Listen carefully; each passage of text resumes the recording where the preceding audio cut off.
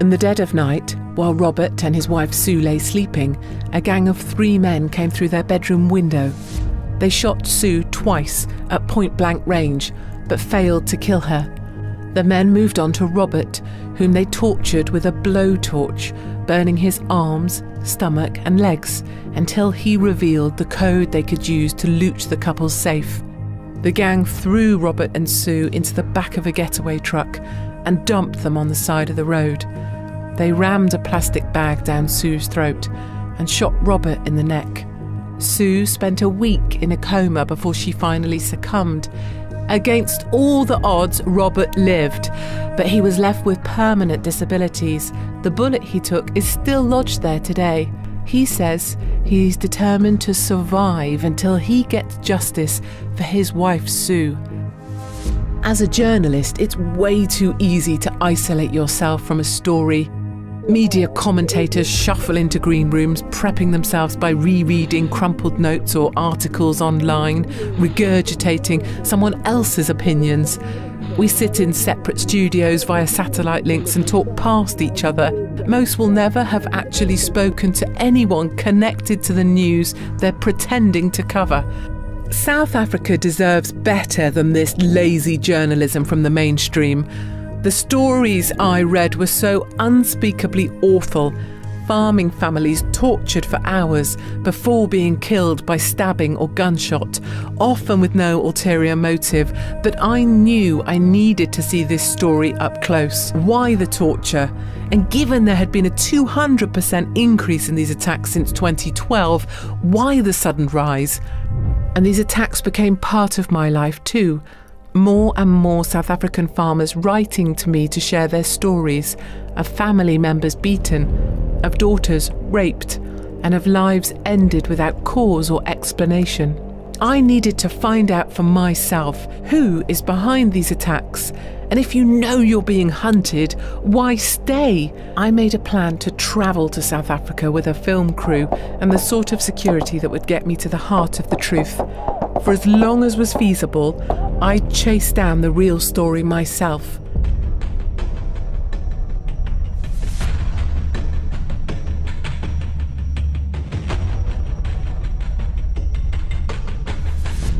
It was my first day in South Africa, and I was talking to Ernst Roets and a succession of experts on farm murder statistics. So in the last year, there were about roughly 84 farm murders. And that's so 84 farm murders in a 1-year period where either the farmer or a family member has been murdered. Yes, yes. And then you can do the calculation, or at least a close estimate of a calculation. Last year, the estimate was 156 per 100,000 per year. And police officers in South Africa is 55 per 100,000. The macro picture of the farm attacks was certainly frightening. Being a farmer in South Africa is extremely dangerous, more dangerous than being a South African police officer. Is being a farmer one of the most dangerous jobs? Yes, it is clear. And we are just talking about farmers murdered, not including those who survived the attacks and the brutal tortures that some of them have experienced. We are only looking at farmers murdered. And we've seen how this have increased from 2011 until 2017. I mean, I think it was 48 in 2011. So we are moving very, very close to doubling the figure. On the one hand, we must say that there is some correlation with the general increase in our crime levels. But you can clearly see that the tide started changing in 2011, 2012. The black are all the incidents in 2016, the blue in 2017, and the red, we are busy putting them on at the moment, that's 2018 incidents. If you take more than 3 years on a map like this, it becomes very busy. Chris Van Zyl, a researcher and retired general working for a large farmers' union, had spent decades probing the farm attack issue. All these incidents are violent crimes. So we look at murder, attempted murder, rape, robbery, and arson. That's what these are. There's no stock theft involved. There's no theft of normal property. This is only violent crime. At AfriForum, they're asking the same questions. How can the police file these murders as theft or aggravated theft when so often nothing is stolen? One of the problems is what they tried to do was to reduce the motive for every incident to a single motive. So let me give you an example. The murder of the Potgieter family near Lindley is one of the well-known farm attacks. It happened in 2010, if I recall. So what happened briefly was the family, it was Atti and Vilna, the husband and wife, and they had a 2-year-old girl, Wilhelmine. And they stopped at the farm, and as Atti got out of the vehicle, he was attacked by 3 or 4 people. And eventually, Atti was killed. But he was stabbed 151 times with a garden fork and a knife and a machete, or we call it a panga in South Africa, in front of his wife and little daughter. Then his little girl was killed. They took 3,000 rand and they wrote on a placard, they wrote a sign that said, "We murdered them and we are coming back." They were caught and they were trialed, and during the proceedings they said, "We went there because we wanted to take their money." So then it's accepted, okay, so their intention was to steal. But the level of violence that was committed in comparison to what was stolen, there's no possible way to explain that. The stories behind these statistics are horrifying.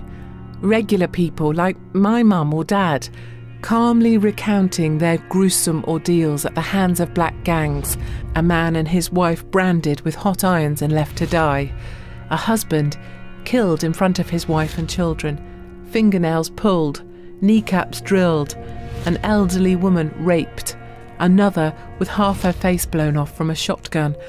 Countless stories of rape, torture and murder. These attacks seem to share a common thread: revenge. That was when my father was already declared dead and what.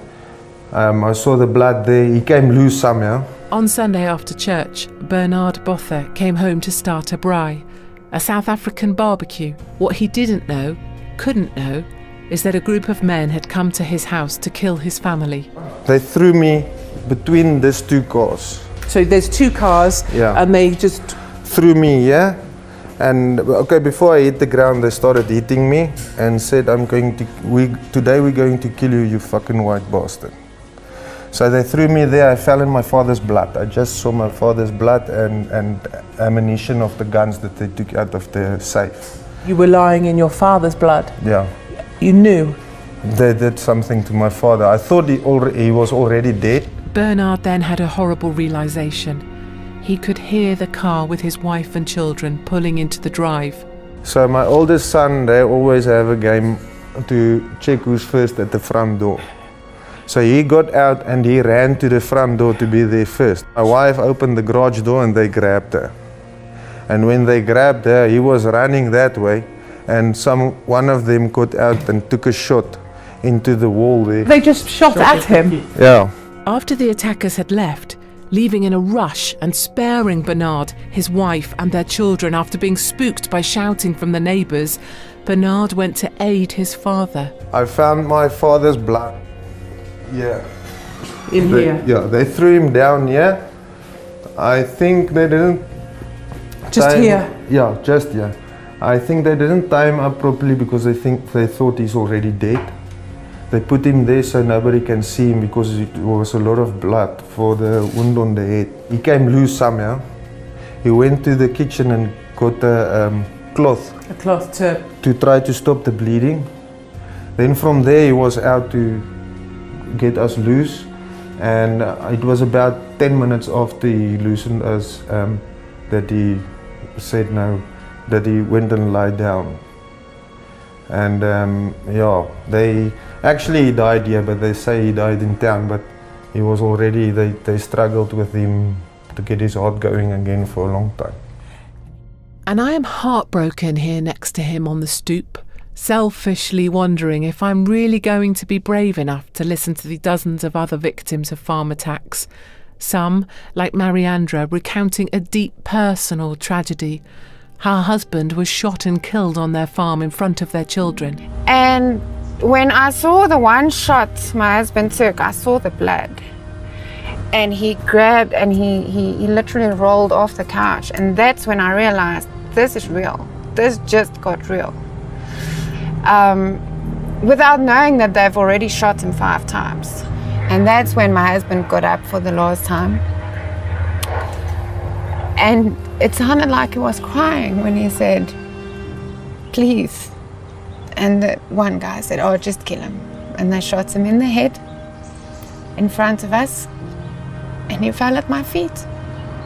Or Marietta, who had her jaw blown off by a shotgun blast from a farm attacker and had her face partially reconstructed with flesh from her calf. I was attacked in October, 26 October 2002. And when they shot you, not wishing to, they shot into your face here and just took away your face, your bottom of your face? Yeah.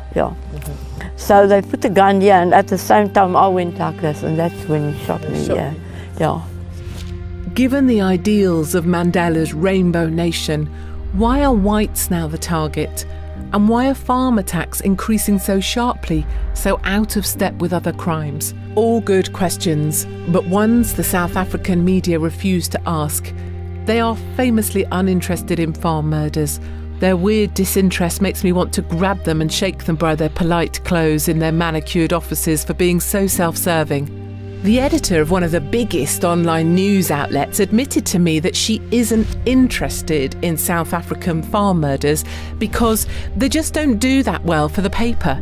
No click-throughs, no real interest, she said. Farm attacks where people are attacked and tied up and things are taken and they leave, we usually don't cover because it's not newsworthy. No one's going to read it.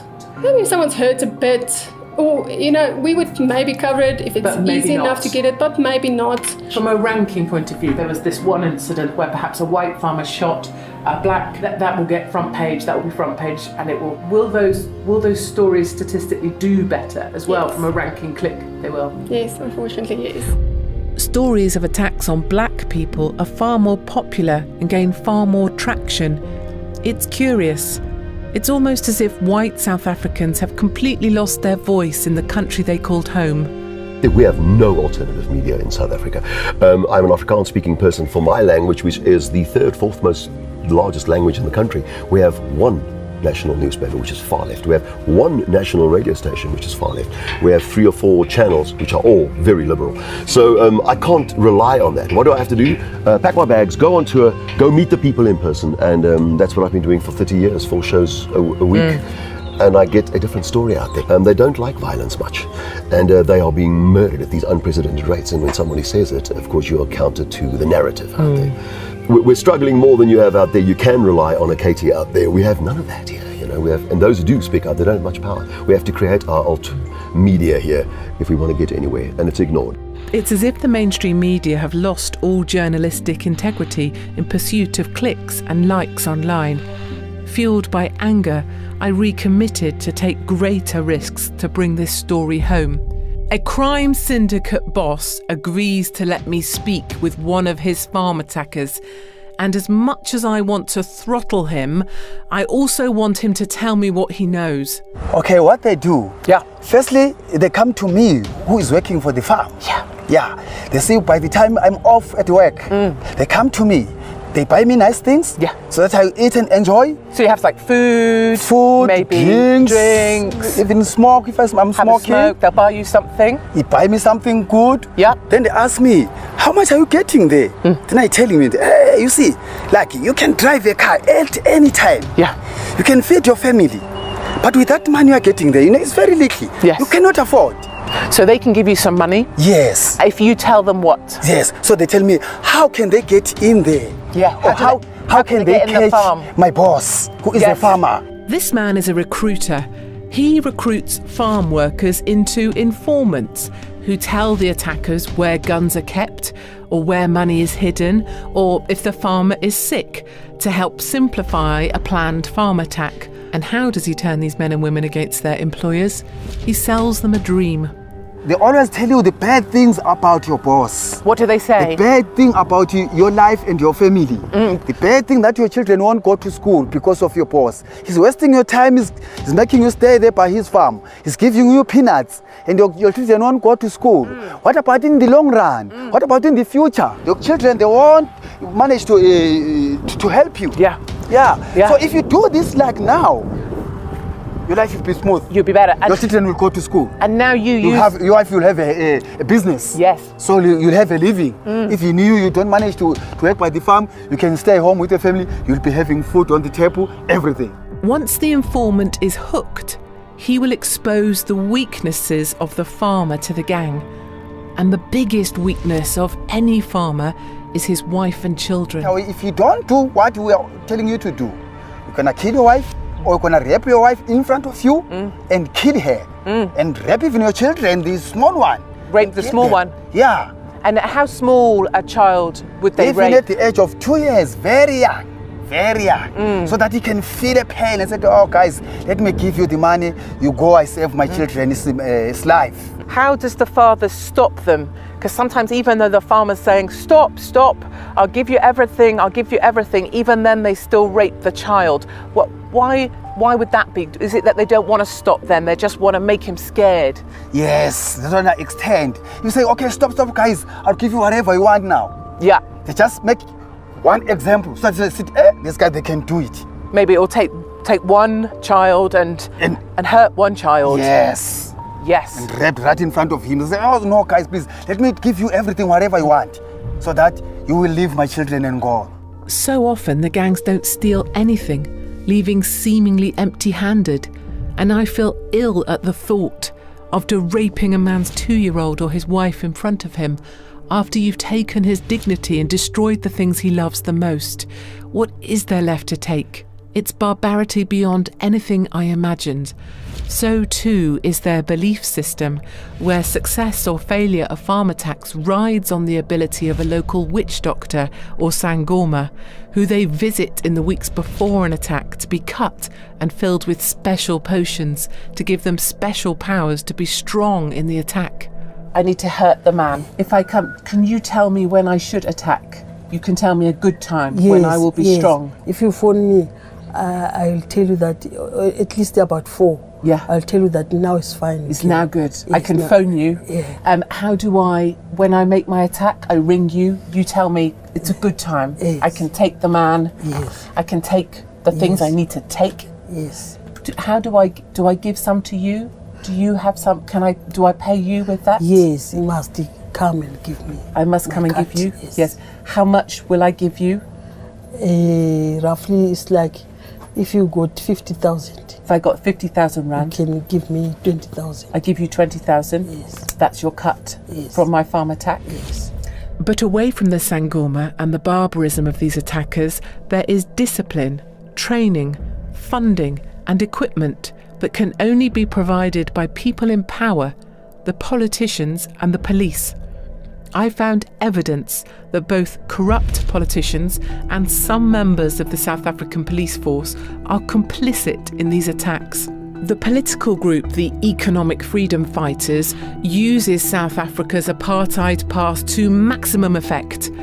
Apartheid seems to sit underneath everything, like a deep well of hatred drawn on by the EFF and other black political movements to mobilise support from the angry, the poor and the young, easily drawn into black gangs attacking farmers. Shoot to kill, kill them, kiss the poor, the farmer, kiss the poor, the farmer, brr, pa, pa, brr, pa.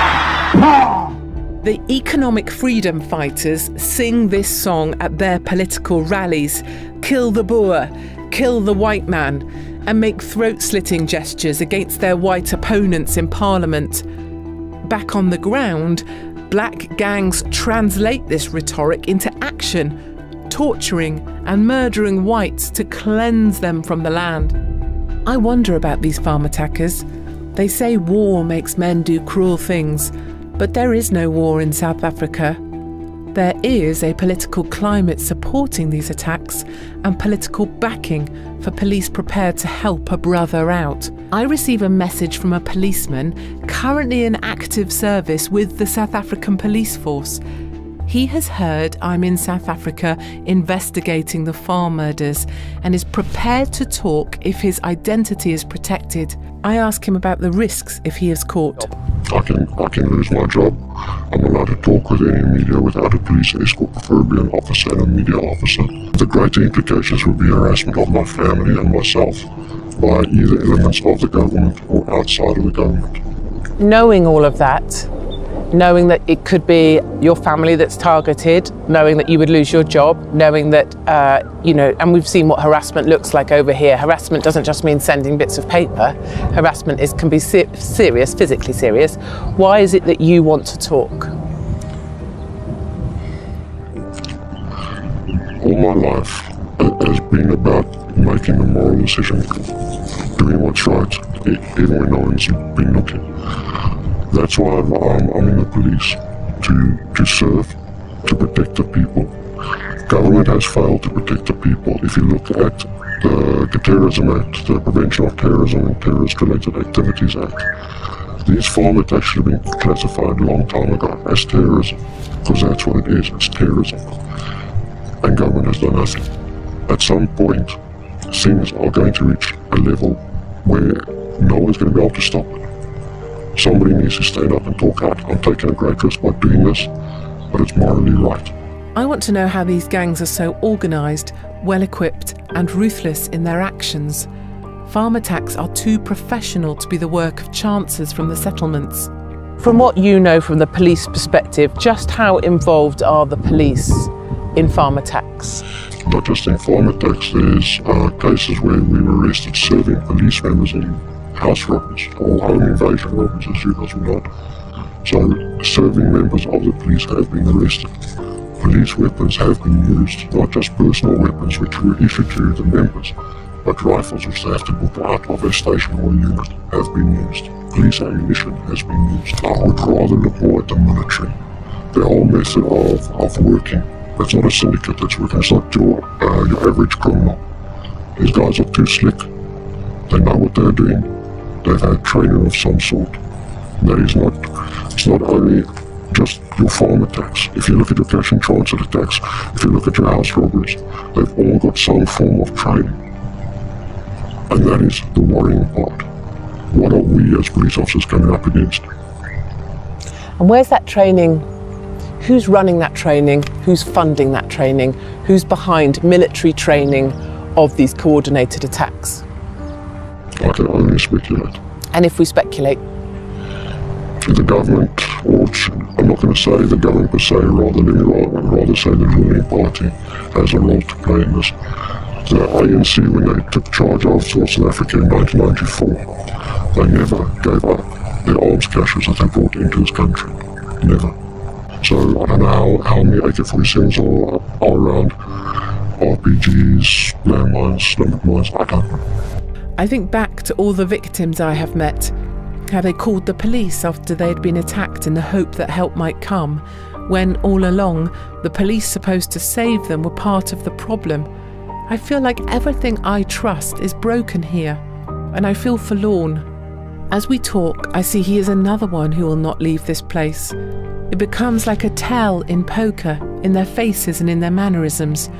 Talking to me, taking this risk, it's all part of it. Just like Bernard or Mariandra and the General, here's another South African signalling he will be buried in his boots. He will go down fighting because he has seen too much to walk away. He will spill his blood for his land and for the sins of his colleagues. You said earlier if they go to arrest someone or there's been an attack and they turn up on scene and the guy's a brother, he'll be let go. But then you said that white cops are bad, in fact worse. What's this brother thing? What dictates you as being part of a brother? It's political affiliation. Not colour. Political affiliation. If you're part of the ruling party. ANC. Yeah. The EFF. What is the other party? BLF. Those three. The cops tend to treat you with kid gloves. If they find a membership card on you, if I'm, as a white police officer, arrest a member of the ruling party, whether he's influential or he's just some idiot that casts a vote, they will not help me process it. I have to do everything myself. They actually walk away from it. They won't touch him? They won't. So you are protected here in South Africa if you even have a membership card for ANC, EFF, BLF. Yes. That's your way of being one of the brothers, and that's not about colour, just for clarity. That isn't being black. Also, the other thing is the EFF has gained a lot of traction in the South African Police Service. I'd estimate nationally they're about 30 to 35% of the total force. I almost want to run away from all of this. I feel kind of dirty having comforted women like Henrietta Ludik, raped by multiple men, or Mariandra, burying her husband to give birth to her son, knowing the same police they called for help may have been assisting the monsters in their midst. I tracked down Dr. Berger, an expert in this field and senior researcher at the Institute for Security Studies, to verify what I'm being told repeatedly, that the police are complicit. His officers feel strangely clinical and foreign after so many weeks on the road amongst the grubbiness of it all. In my heart, away from my job here seeking the truth, I want him to tell me the cops are the good guys, that I should keep the faith. But he could not tell me that. The political statements that are made on a regular basis creates a climate that accommodates this kind of criminal activity. The fact that police officers, individual police officers, are either working with some of these criminal syndicates, crime syndicates, and assisting them, that is happening. Not in every case, but it does happen. The next thing is about the stolen money. Yes. Once they take their money from the safe, conclude the robbery, they have the money. I mean, they sit with huge amounts of cash. They go to a trusted police officer's house and they leave it there. The police officer then gets a cut out of that money, and his only responsibility is to provide a safe house for the stolen money. And then after the dust is settled, they arrange with this police officer to get the money, give him his due, and then they leave. Thirdly, they are quite open and frank about this, because they hear the stories, the police are investigating, the police are onto them. Then they either arrange to have the case docket stolen. Yes. So you make a big enough offer, the docket gets stolen, goes away with all the evidence in it, and they would also then try and approach the investigating officer, for him to be less efficient in his investigation. So they are quite open and frank that these are the kinds of things that they are doing. So the bottom line here is that what they are telling us is that at the price, they can buy the cooperation of certain police officers. And that's what they do. So I believe that it is highly probable that the same thing happens with farm attacks. Not a political directive. The political level provides a conducive climate, if you will. Yes. Yeah, right. It's all sort of dissent and fair, in rage. love and war. Yeah. And criminals exploit this. And we often hear during farm attacks that they would say to their victims, you actually stole this land from, so what we are doing isn't wrong. We can do this. You shouldn't be here in the first place. So they justify their actions on the basis of what the political leadership are telling them. I'm struck by this grim reality, one that seems hopeless, and it recalls a question I'm asked over and over again. If you know you're going to be killed, why do you stay? Why don't you just leave? But I realise the answer is not that simple. Many of these farmers are simply hard-working, salt-of-the-earth people. They're financially poor, and this is their home. Where should they go? Who'll fund their exodus? Which countries will offer them asylum? And what are the ramifications of giving into what is tantamount to terror? How does it work for you in terms of being able to stay in this country? Presumably you're a man that will never leave this country. I can't leave, I'm too old. You're not too old. Yeah. I'm not being flattering you, I'm just saying. But the General said to me, and you seem you share a thing with him, he said to me, I'll die here, this is my land, stay here, this is I'll be in the dust, they'll bury me in my boots. We love the country. And it's better to know than not to know. Is it better to die knowing? No, then you can, in some way you can work out the way that you can carry on. There's a real belief from people who say, I will stand here, I will stand and fight, or I will stay with the farm, and that in a way it doesn't matter if I die here, it doesn't matter if I'm murdered on my farm, say, I will die with my boots on, but it doesn't matter if my blood's spilt for the land, because there's a belief that that God will look after. So there's a thing that matters more. Yeah, when you do go out and you on to a farm attack or on patrol, you believe that you will be looked after. God will look after you. And is that why you were willing, before you just happened to have sold your farm and moved to a different one or whatever, but you said you would go back, you did go back to your farm, you carried on living there? I slept the next night, I slept there. The next night after you'd been shot in your bed? I didn't move out, nothing. And it's one of the key themes I hear over and over amongst the big, strong men who know they're a target and who see that time is running out for the white farmer in South Africa. The young, who can afford to leave, do. The older farmers living close to poverty cannot afford to, even if they could. Others are forced off their farms into white slum settlements, just like this one outside Pretoria, where Joey and Peter live with Joey's young children, below the poverty line, without running water or electricity. And so it is with both a sense of resignation and ultimate resilience that they commit to the land with everything they have and everything they are. I will be buried in my boots takes on a far more literal meaning here. Sitting with Bernard, I'm struck that his relationship with God and his land has a lot to do with being resigned to his fate. If he's resigned to his future and his life being ended, then putting his faith in God is the only thing that makes sense and the only way to cope. And the land provides a salve for his tired mind, exhausted from his own internal dialogue with the demons that were left behind by the gangs. Sorry about my dogs. I love your dogs. The dogs are a good way of looking at life sometimes. Yeah. All that matters is that you get to eat and wee. Yeah. I'm somebody that also shuts out other people when I'm struggling with something. So the farm, the fields and stuff keeps me busy from early to late. And is a friend. And that's where if I do my prayers, it's there. So the land and your God. If I have a bad day, I'll rather go and sit there and try to figure it out myself.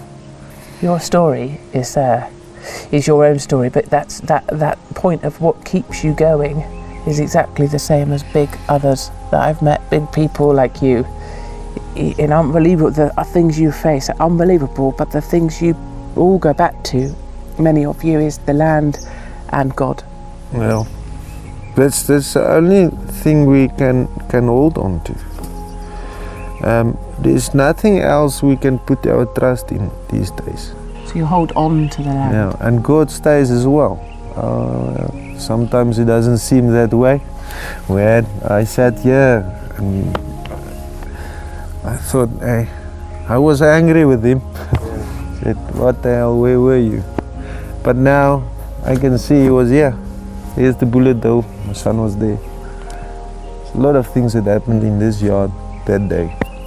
He was in control. This is why they cannot leave, even if they could afford to or had somewhere to go. They do not leave because the only way they can make sense of life is to believe in land and God, for better or worse. And these beliefs do unite them. As I drive about on this epic journey, the symbols of faith are everywhere, from crosses on the side of buildings to signs on the gates, even crafted by the hands of the victims themselves.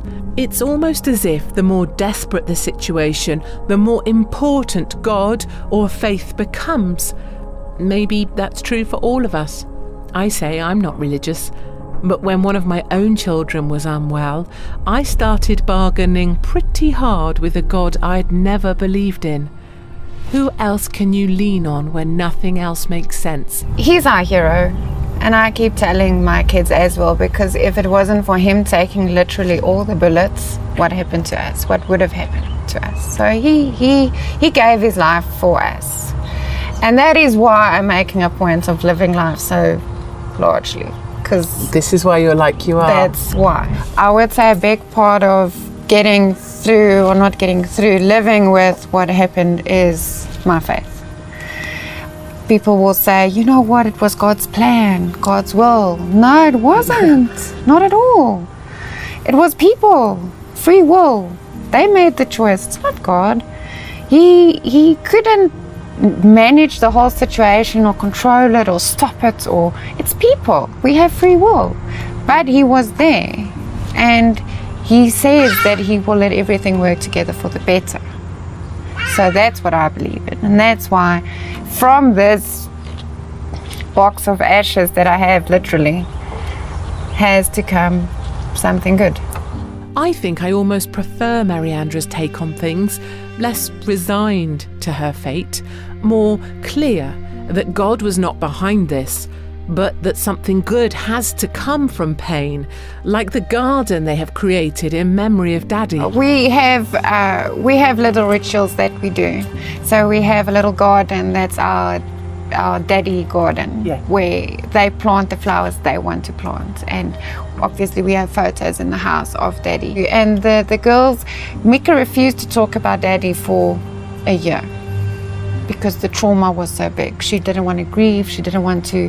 The grieving itself was a trigger for her. Now we're at a point where we'll sit and we'll say, what was the best memory of Daddy? And they'll make turns and talk about him. And I'm hoping that will form part of his roots, or his, he will know who his daddy was. And there's a strong feeling of unity amongst these farmers, forced together almost by their shared sense of being hunted or being the prey. Sometimes they come together for protection, forming night patrols so that others may sleep more soundly. And why do you do this? What makes you, when you've got a family that it's bedtime, you're putting them to bed, bath time, you might be missing that, what makes you get in your truck, get your light on and patrol from 1 till 4 in the morning? You've been paid to do this? No, we're not being paid. You don't receive anything for doing this? Why do you do it?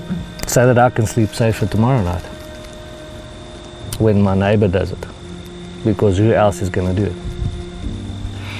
And how has it come to be that in South Africa, so back where I come from, we avoid our neighbours? I pretend to do up my shoelaces rather than speak to the guy down my road because I'm not so fond of him. How did it work out here that you not only are lovely to your neighbours, you will get up in the night to look after them? Personal opinion, I think once you've seen what can happen to somebody that is an older person that has been attacked, and you see the scene, then it makes you think twice about, I don't want to get up tonight. And just as they work together in life, they are united in death too.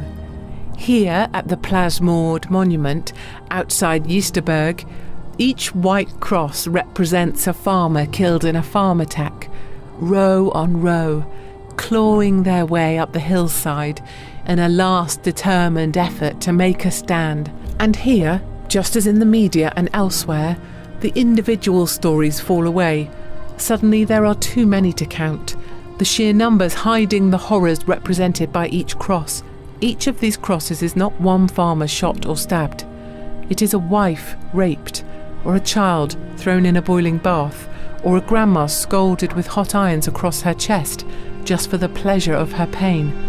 You know, when it rains here, the drops are heavy and warm, just like the tears of Mariandra, Bernard, or my own. Sometimes it feels like this whole damn place is crying. I look around at these persecuted whites, living in gated communities with 24/7 security, a secure door between the house and the bedrooms, windows covered by metal grills, and I wonder if apartheid ever really went away. It seems the only thing that has shifted is who has the power. Cyril Ramaphosa, the new leader of the African National Congress, who is pushing ahead with the expropriation of land without compensation, removing any future for all but the most wealthy farmers in South Africa. just simply handing over land to individuals who've never farmed, Yeah. who don't have the experience of trying to make this land do what it does so brilliantly under the experts, it's not a reality. No, it's not. Handing over land doesn't equal a farm. No, it does not. And there are so many examples of how this failed dismally. Where a beautiful, productive farm were given to a group of people who lost the farm through simple neglect. The homestead, beautiful homestead, was broken down and plundered, and parts of it, the roof and other inside doors and stuff, happened to appear elsewhere in shacks. So all you have is the broken walls remaining of the farm, and then of the productivity of that farm, it's all went to nothing. There's nothing left. So you have bushveld again. And if you look at that farm a few years afterwards, you'd never believe that this was one of the best productive farms at its time. And it is the food security of the South African nation that is at stake. We've really lost food security. South Africa during the 80s and the 70s was a net exporter. Rhodesia as well was also a net exporter, even with the sanctions that we've put in place. After independence, we use the more popular catch term, after liberation, South Africa lost more farmers, and as we lose more farmers, and the farmers that do stay, the kids don't want to farm, they do. No. We have become an importer of food. We are no longer exporting our food. Where is our food security? Brian's own brother was shot during an attack on a farm. But even having suffered this loss, like so many other good people, he can see that to move forward, he can't be focused on vengeance for sins of the past. That can't be, you can't say you still up at the time. The time you have to move, heal and move forward so that you can live better. Instead of all grudges, that back there is not really healthy. He's right, of course. Away from the brutality of apartheid, there is another story in the relationship of black and white people in South Africa, a long tradition of blacks and whites working peacefully alongside each other, creating deep and meaningful relationships with generations of the same families. En ek het getrou toe kom ek by hierdie mense. Ek het hulle gewerk, hy was Jan. Toe ek vir Bastian se ma, lang gewerk, lang. Joan se op wat dan Bruno. Ja, Joan se opa, dis reg, ja. Het lang gewerk by hulle. I also think it's quite cunning to say that you didn't stay at school for long, so you don't know how long you've been here or how old you are. I'm going to totally roll with that when I go back to the UK. Do you know how old you are? Ek is jammer want ek hoor jou nie. And it is a mistake to imagine that white farm attacks are only a white problem. Black farm workers are also vulnerable to attack, beaten alongside the farmers they work for. They make us lie down, all of us here. Like in a line? Yeah. Did they get you face down? Yes.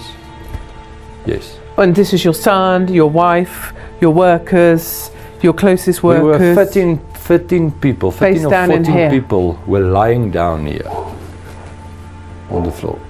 They shot you through the leg? Yes. They also shoot one of my workers. Through the leg? Through his testicles. Through the bum, through his one testicle. Yeah, there's the mark till today. Here, this is where you were shot? Yeah. Do any of them still work with you? Yeah, the one of them is still here. One stayed? Yeah.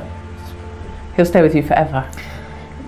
I'm 100% sure about that, yes. It's one of the things that people seem to miss, these farm attackers, if you speak to them or speak to people around them, is you say to them, so, what do you think happens when you attack a farm and the farmer leaves? You know, you terrorise them so they are forced to leave.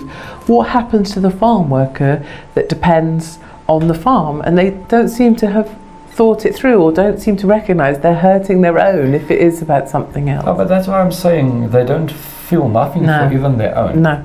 And this creates fear. Many black workers are afraid because of what they've been through. Fear is pervasive here. And are you afraid now of being on the farm? How do you feel? Yeah, I'm afraid because I think in time they'll come back. You see, because they think that I see with my eyes. But I'm working, but I'm afraid. You are afraid? Yes. Yeah. And when they were shooting down the line, they shot your boss in the leg, then they shot a friend of yours, another farm worker, they shot him as well. Did you think they would shoot you? Yeah. They said to me they're going to shoot myself because they asked me who worked for a long time here. Another people which was working here, and if I say it's I work for a long time, they asked me, how could you say you don't know the money because you work a long time here? We're counting 5 times. If you didn't tell us to say, well, where's the money? We're going to shoot yourself. See, they count 1, 2, 3, 4, 5, and they just know. When the white farmer is hurt, many of the workers speak about the pain they also feel to see the person they love hurt so very badly. One of Marietta's workers, Miriam, came to her aid after she was shot in the face. Yeah, and on the day I was shot, I drove up to down there nearby her house, and then I called her, I showed her son, he came to me, he was bringing money to me for me to buy some tomatoes for her. And then he saw, and I said, you must go and call her, you know. This was when your face When I was shot, the same After day. your face was No, shot, the same day. you were driving? I had to. And then she came to the car and I told her to get on the bakkie. And we drove to the tar road. Her son took over then. He was able to drive. And then I was sitting next to him. With your... Yeah, it was just blood. Just hold a towel or...? No. Nothing, because you didn't know? No, I didn't. You know, I was in such pain. I don't know what happened. Or where you were? Afterwards, she went to the tar road again where I was standing. And she took the blood and she buried it there. Where I was standing, it was just blood. And then I wrote on a box my brother's phone number and his daughters and the friends at Plattsburgh. And she stopped the car. And she asked for somebody to help us to phone. And actually it was a police guy. And he gave the phone to her. And she spoke to my brother and said he must come. I was shot. And what do you think about what she's been through? How do you feel about what she's been through? Buhlungu nakimi ngoba mina ufana noma wami notata wethu. Sikatana sobabili. Nami nangigula nguye noma ngilambile uyanganzela ukudla. Nami nayigula ubhakwa yimi. Manje kwakubuhlungu kimi. It strikes me that this is a perverse way of unifying people, this hurt they all feel. One key worker was at the cattle. He was crying. He was crying a lot. He was angry. They all were very close with my father. One of the guys that's working here he's not on pension. He mustn't go on pension, but he's actually not worth a lot on the farm. He doesn't do actually nothing. But I keep him here because he worked with my father. He's here for 20 years, so he stays here. And yeah, give him a fence to fix. Even if it takes him 2 hours for a meter, it's okay. You're a good man. As long as he stays here, I'm okay. You're happy. He's part of your dad. Yeah. And do you think your dad can still see? Yeah. No, I don't think so. I know so. This incredible loyalty between blacks and whites endures despite the attempts by black gangs to sabotage all that is good. Jacob talked about his responsibility to his workers and to Meme. So would you ever leave the farm? Never. No. Because of your farm worker, or because of the farm, or because you're you? A little bit of everything. I am the farm. If I'm not here, no, there is not a farm. And you feel responsible because he put his life. Yes. Now I must go to him and tell him, sorry, no job for you anymore because of the criminal activities in our land. So where must he go now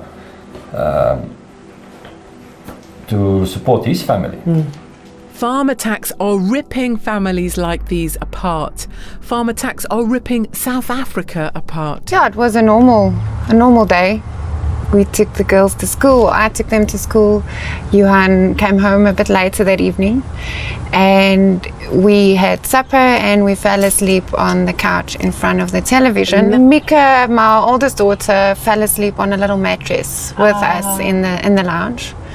And at about, I would say 1:30, 12-ish, in the morning, I heard the dogs barking. And then I went back upstairs and I fell asleep on the couch again, thinking living on a small holding, it could be a cat or a rabbit or just something that disturbed the dogs. So I fell asleep again. I was, literally woken up by a sound that the police later said was described as the cocking of the gun. As I sat up straight, there were two of them standing at my feet with the gun pointed at me. And I, of course, started screaming hysterically. I woke my husband up. And was your daughter awake, obviously, at this point, because you're screaming? She woke up when the screaming started, and the one attacker said that this man is a killer and he's here to kill you. And my husband still said, please, no, just take anything you want. There's the car outside, there's the TVs, the computer, you can take anything. And the shooting just started, bullets were just flying. While Mariandra and her children are still dealing with the psychological scars from their attack, others, like Marietta, have to deal with the physical repercussions for the rest of their lives. Marietta was shot while in her car, ambushed by a farm worker on a road leading to her farm. The attacker tried to shoot her in the head, but Marietta lurched back, resulting in the bullet shattering her jaw. She escaped with her life, but permanent disfigurement was just the beginning of her suffering, as state healthcare botched Marietta's operation. Surgeons took skin from Marietta's leg to reconstruct her jaw, but unfortunately, the tissue they used was still rattled with shrapnel, causing the wound to become gangrenous. She could smell her own face rotting. Worse still, the skin was grafted the wrong way around, resulting in Marietta's own leg hair growing into her mouth. While Marietta's body was permanently disfigured, other women have been faced with a grim choice: endure gang rape and potential exposure to HIV, or allow their entire family to be murdered. This brave woman endured being raped by 3 men so that she would be able to see her grandchildren again.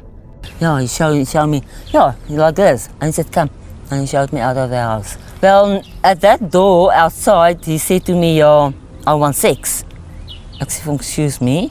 And if I refuse, I said, and I took his gun out and said, you know what this is, and now I have to shoot you. And there I also decided, listen, I still have my kids, I still have my grandchild, I still have my husband in the room next door. I don't know what happened to him. So, and I want to stay alive. So I have to decide now what I want to do. And in that moment, I suppose there's a sort of thing for me that goes, what choices did you have? Do I want to be shot? No, I don't dead, want. Or do you want to stay alive for your grandchildren? Yeah, I have to stay alive for my kids and my grandchildren and my husband. So you decided to stay, to let him do whatever he wants to do. Yeah. And what happened next? Well, then I asked him, where do you want to do it? And he said to me, somewhere outside here. I said, excuse me? No, I don't think so. Everybody else here, the other two guys is watching us, so I'm not going to let you do this to me here. I've got back problems. As it is now, I can't stand too long. No. So I have to sit all the time. So he said, okay, let's go into the room. And he said, he wants to do it doggy style. Okay, let's go into that. So we tried and he couldn't do it. And he said to me, I must turn on my back, lie on the bed. And then, then he started raping me. And how long did that go on for? How long were you raped for? About an hour. About an hour. Because he raped me first, and then he walked out, and then another guy coming in, and he raping me. And then he goes out, and then the last one come in. So all 3 of them? All 3 of them, yeah. And I've spoken to other people who've been involved with these rapes, and they say that they like to take their time. Do you think that's... Oh yes, no, they do like it. They wasn't in a hurry to go anywhere. Because they knew the police is gone. So why will they be in a hurry to go away? And your husband is just in the room next door? My husband is in the room, yeah, still tied up. Now, just keep quiet because I know if I'm going to make any sound or try to fight them, they will shoot me and they will go inside and kill my husband as well.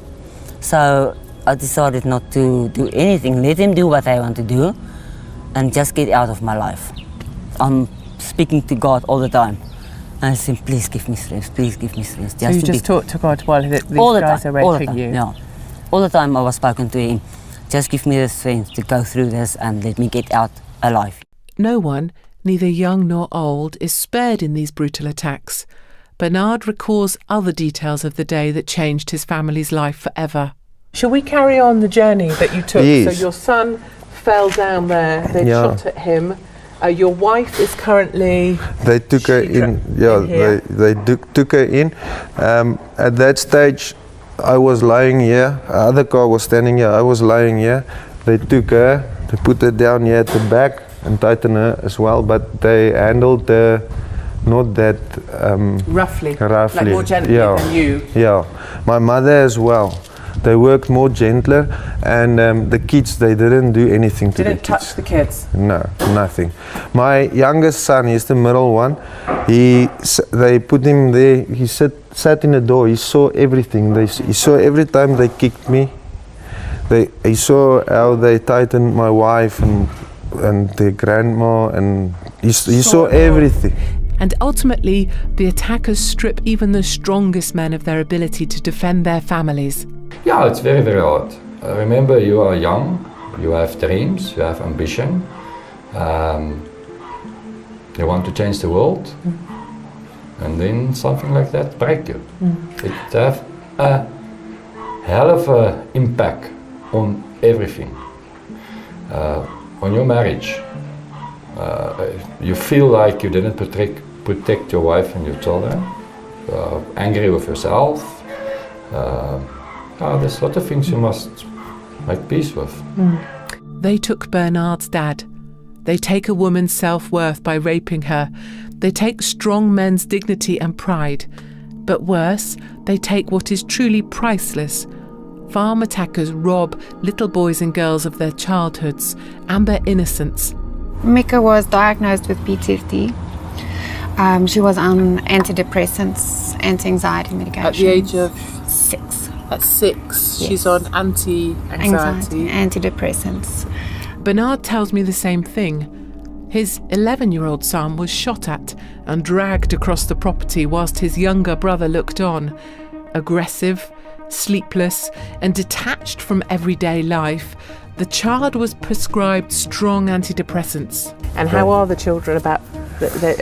We took them for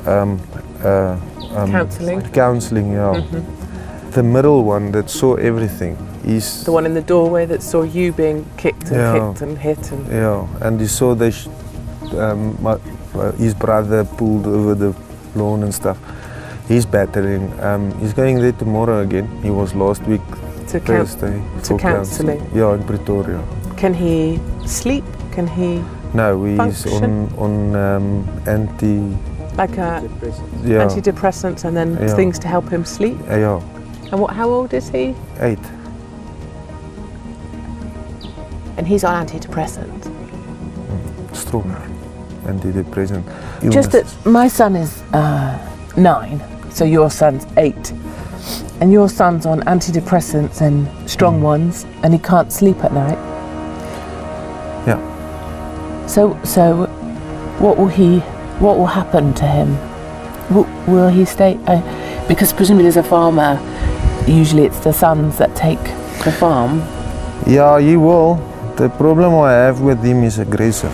He's really aggressive towards his teachers. He doesn't have friends at school anymore. Doesn't. Since the attack, everything just went downhill, totally a mess. He's really good in sports, rugby, hockey, athletics, everything. He's good in it. But he doesn't have that. It's as if he doesn't want to fit in anymore. You mustn't ask him to open the garage. During the day, my garage doors are standing open. I don't close them. They didn't want to play outside. They didn't want to go fishing. The dam is just here. They didn't want to go fishing. They didn't want to do anything. And finally, it is all too much for all of us to take. My crew are in tears, I'm a mess, and Bernard calmly tells me his oldest son wants to commit suicide. He blames himself for his grandfather's murder. The oldest one was on the stage. He wanted to commit suicide, or he said he wanted to kill himself because he wants to go to his granddad. The oldest one? Yeah. How old is he? 11. And he said he wants to commit suicide? Yeah, he wants to kill himself because he wants to go to his grandfather. They were supposed to kill him, not his grandfather, and stuff like that. And for me, as a parent, there's no book that can teach you parenting. I'm sorry, there's nothing that can teach you that. It goes, you try your best, but how do you handle that? How does a parent handle that? Jacob experienced the same kind of troubles with his own son, who was just 10 years old when a gun was held to his head. In the beginning it was a problem. We take him for some help. To talk to someone? Yeah. And but you know, I want to give you an example of that child. He was the most friendly, innocent child what you get. When they have chips and sweets and that stuff, they was always walking on the farm, give to the workers. You understand? Yeah, like a family, like friends and family. Really big family. And after the attack, and you must remember he's 10 years old, and that's why there is a gate by the road now, because it was always open. Someone can get in for help and for this. Now they can't. And if you see something now, he asks you, Dad, let's shoot him. So you can clearly see the impact on that child. The way he sees the world Aggressive. now. He believed everything is good and right, and now he see another side of the world. So they take that. They take. They're making him. This story was making him an adult before its time. Yeah. In that way. Yeah. So yeah, I think they robbed him a lot. Yeah. In this place where people so strongly believe in God and are determined to carry on, there is also a fatalistic side they've come to embrace. Their lives have changed irrevocably, and they know it. It's a path to walk. I have to take them every night and show them, look, Mommy's locking the door. Look, Mommy's closing the windows. Look, there's burglar bars. And if they hear something, I have to go look for what the sound is, because immediately we expect the worst. If I, myself, hear something outside, I expect the worst. And then I have to rationally rewire my brain and think, you know what? The wind is blowing, it's probably, and I have to go look, and then I can show them, look, it's just the wind.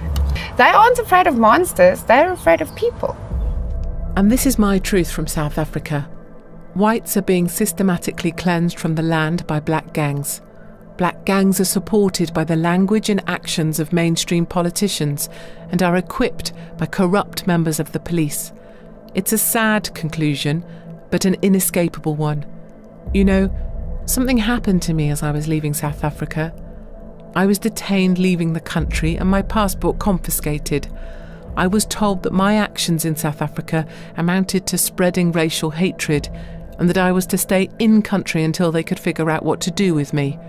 In the end, they couldn't, and because it was a Sunday and no one was in the office, they let me go. It was not a small issue. It was a serious charge, a charge that put me in real jeopardy. As it stands, I am banned from entering South Africa and will not be able to report from there again. They don't want you to hear these truths.